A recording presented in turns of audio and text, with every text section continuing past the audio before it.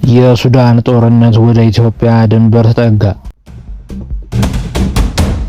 ኩርሙክ ከተማ በሱዳን ጦር ቁጥጥር ስር መግባቷን ተከትሎ በኢትዮጵያና በሱዳን መካከል አዲስ ዲፕሎማሲያዊና ወታደራዊ ውጥረት ተፈጥሯል።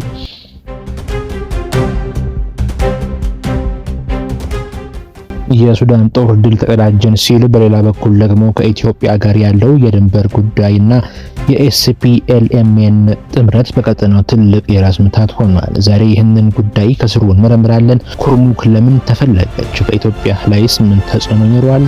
አብራችሁ ቆዩ። የሱዳን ጦር በብሉ ናይል ግዛት የሚገኘውን ኩርሙክ ከተማ መልሶ መቆጣጠሩ የተለመደ የጦር ሜዳ ድል ብቻ አይደለም።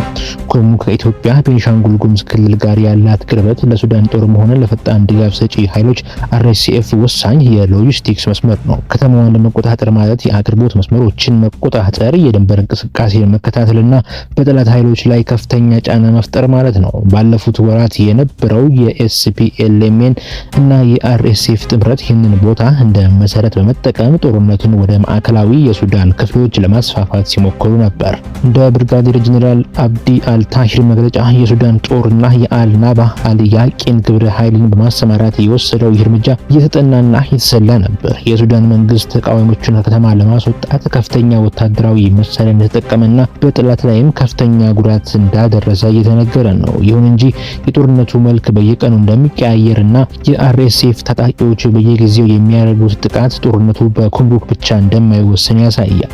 ዜናው አሳሳቢ የሚሆነው ከኢትዮጵያ ጋር ባለው ግንኙነት ነው። የሱዳን መንግስት በተደጋጋሚ ኢትዮጵያ ለኤስፒኤልኤምን የአብድል አዚዝ አልሂል ቡድን ድጋፍ እንደምታደርግ ሲከስ ቆይቷል። አዲስ አበባ ይህንን ክስ አጥብቃ ትክዳለች። በቤንሻንጉል ጉሙዝ በኩል የተሰማው የድሮን ጥቃትና የድንበር ውጥረት የሱዳን እርስ በርስ ጦርነት ወደ ኢትዮጵያ ድንበር የመሻገር አቅም እንዳለው የሚያሳይ ምልክት ነው። ይህ ደግሞ በሁለቱ ሀገራት መካከል ያለውን የጸጥታ ትብብር አደጋ ላይ የጣለው ይገኛል። በአሁኑ ሰዓት ኩርሙክን የሱዳን ጦር መቆጣጠሩ ለእነሱ ትልቅ ድል ቢሆንም የኤስፒኤልኤምኤን እና የአርኤስኤፍ ኃይሎች ሙሉ በሙሉ መደምሰሳቸውን የሚያሳይ ማስረጃ የለም።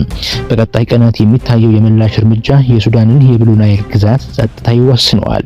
በተጨማሪም በዓለም አቀፍ ማህበረሰብ ዘንድ የሱዳን ጦርነት እየረሳው መሄድ ለክልሉ የጸጥታ ችግሮች ትኩረት አለመስጠቱ አደገኛ ክፍተት እየፈጠረ ነው። የሱዳን ጦር ኩርሙክን መልሶ ቢቆጣጠርም የዚህ ጦርነት እሳት በድንበራችን አቅራቢያ መቀጣጠሉ አያጠያይቅም። ኢትዮጵያ በዚህ ሁኔታ ውስጥ በንቃት የምትከታተለው ጉዳይ ነው የሚሆነው። እናንተስ ይህንን ሁኔታ እንዴት ትመለከቷላችሁ? የሱዳን ጦርነት ወደ ኢትዮጵያ ድንበር ቢሸጋገር መፍትሄው ምንድነው ብላችሁ ታስባላችሁ? ሀሳባችሁን ኮሜንት ላይ አስቀምጡልን። ይህንን መሰል ትንታኔዎች እንዲደርሷችሁ ሰብስክራይብ ማድረጋችሁን እንዳትረሱ። ሰላም።